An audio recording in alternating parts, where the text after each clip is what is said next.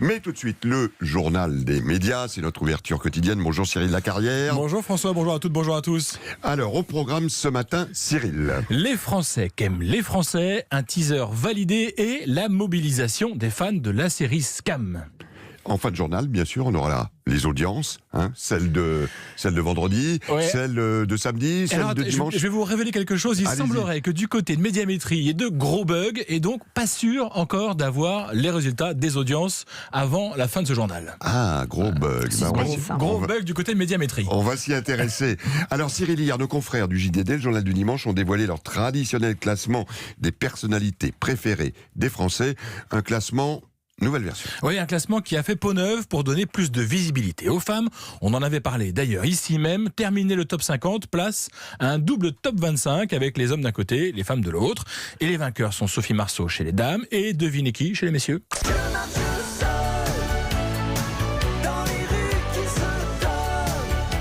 Il marche seul, mais les Français en sont toujours fans. Jean-Jacques Goldman domine toujours chez les messieurs. En fait, ils sont deux à écraser le classement, c'est chez les hommes, Jean-Jacques Goldman et Omar Sy, qui se tiennent dans quelques pourcentages des personnes interrogées, très loin devant Danny Boone, 3e du podium. Chez les femmes, c'est un peu plus serré. Sophie Marceau a une petite avance, mais derrière, Marion Cotillard, Florence Foresti, Josiane Balasco et Alexandra Lamy se tiennent en quelques points. Alors Cyril, il y a une nouveauté cette année. Oui, cette année, le JDD et son partenaire IFOP ont établi un top gilet jaune en demandant aux répondants s'ils se reconnaissent comme gilets jaunes. Chez les femmes, Marion Cotillard se classe en tête et chez les hommes, pas de changement. C'est toujours du Goldman, mais cette fois talonné de près par le chanteur Soprano. Soprano qui avait adressé un message de soutien aux gilets jaunes lors d'un concert début décembre à Toulouse.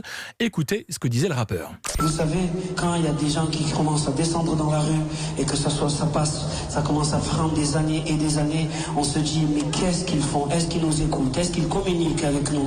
Parce qu'à un moment donné, les gens qui descendent avec leur gilet jaune ou avec autre chose, c'est tout simplement par dignité. C'est pas pour avoir une Porsche, c'est simplement pour donner à manger à leurs enfants.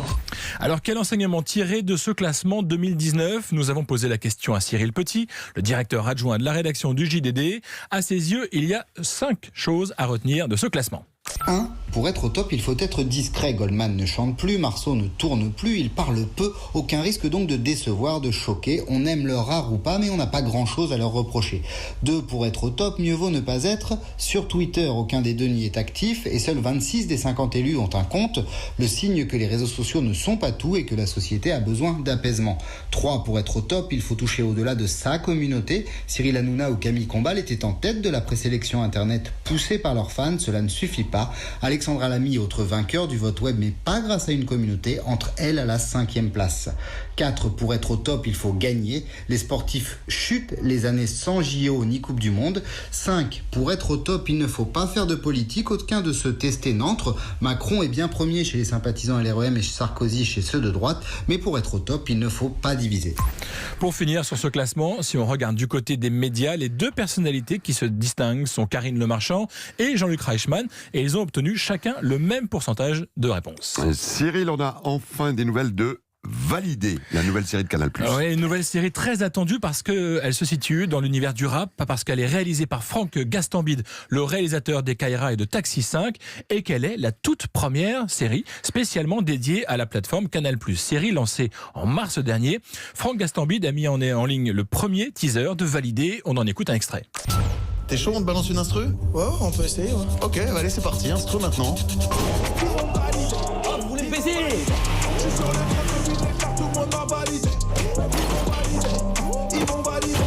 Oh, viens, on va parler un peu.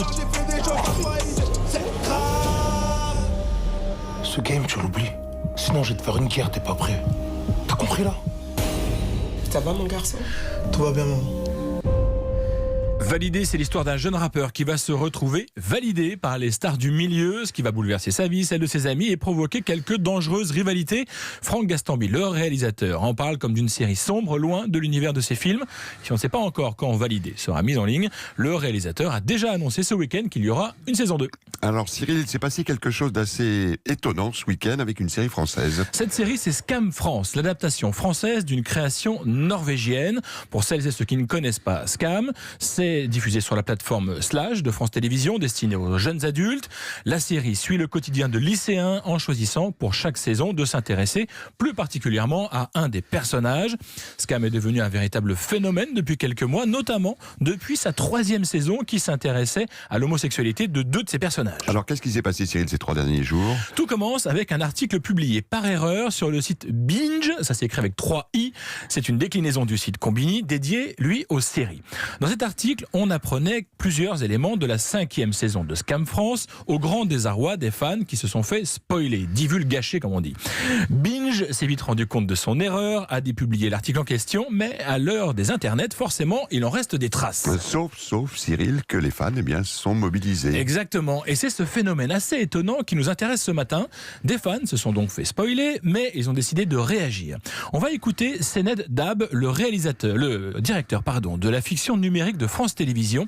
Il nous explique ce qui s'est passé durant les heures qui ont suivi la mise en ligne de cet article. Ce qui est assez génial, c'est que dans l'heure qui a suivi la publication et la suppression de l'article sur le site de Combini, bien évidemment, les théories ont commencé à fuser, des captures écran ont commencé à être partagées, et assez vite, dans l'après-midi, dans le reste de la journée, toutes ces captures écran et tous ces tweets ont commencé à disparaître naturellement, sous l'impulsion de la communauté qui voulait préserver les fans qui n'avaient pas été exposés à ces spoilers. Et en fin de journée, il était très difficile, voire quasi impossible, de retrouver ces éléments sur Internet. Et d'expérience, j'avais tout simplement jamais vu ça en fait. Une communauté qui, de manière organique, solidaire, naturelle comme ça, protège à ce point-là la série autour de laquelle elle s'est formée, c'était assez extraordinaire et assez agréable à voir. Une réaction certainement inédite de la part d'une communauté de fans et qui est sans doute intimement liée à cette série qui plaît beaucoup aux adolescents, notamment grâce à sa diffusion particulière. La série est diffusée en temps réel quotidiennement par petits morceaux sur la plateforme Slash, et comme dans la vraie vie, les personnages ont leur compte sur les réseaux sociaux qu'ils alimentent au gré des diffusions. Sened Dab, le directeur de la fiction numérique, nous raconte en quoi Scam est une série atypique et pourquoi elle plaît tant aux fans. Il n'y a pas beaucoup de séries aujourd'hui qui sont capables de créer cet effet miroir avec les gens et le public auxquels elles s'adressent. Cette 5e saison inédite en est là où on en est aujourd'hui grâce aux fans, grâce à leur engagement, grâce à leur bouche à oreille, grâce à leur passion autour de la série.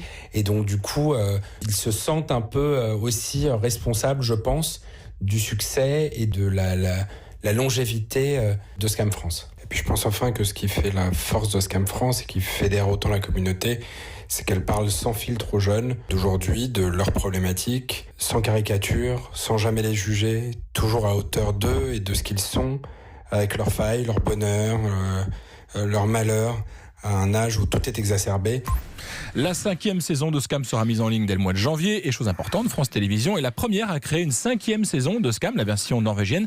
C'était arrêté à 4. En France, Scam comptabilise déjà 100 millions de vidéos vues. Oui, et intéressant le lien qui se crée directement avec les fans. Et on va parler des médias digitaux dans un instant. Et c'est évidemment une des nouveautés dans le monde des médias. Merci beaucoup Cyril de nous avoir fait vivre cette actualité des médias. Alors vous le disiez en début de journal des médias, ça bug du côté de Médiamétrie. On n'a pas les chiffres d'hier soir. En revanche, on a ceux de samedi, et c'est France 3 qui a fait un véritable carton samedi soir avec Meurtre à Tahiti, 25,1% de part de marché, plus de 5 160 000 téléspectateurs. Alors on ne sait pas si c'est pour les meurtres ou si c'est pour Tahiti, peut-être pour les deux, on va dire.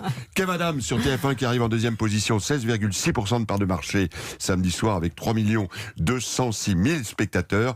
Et Boyardland qui maintient son niveau légèrement en baisse, 11% de part de marché, 2 193 000 spectateurs pour France 2 qui arrivait donc samedi soir en 3e position. Bon, on espère que Médiamétrie va régler ce bug et du coup demain on vous donnera peut-être une double audience. Merci Cyril Lacarrière, à Merci, demain. à demain.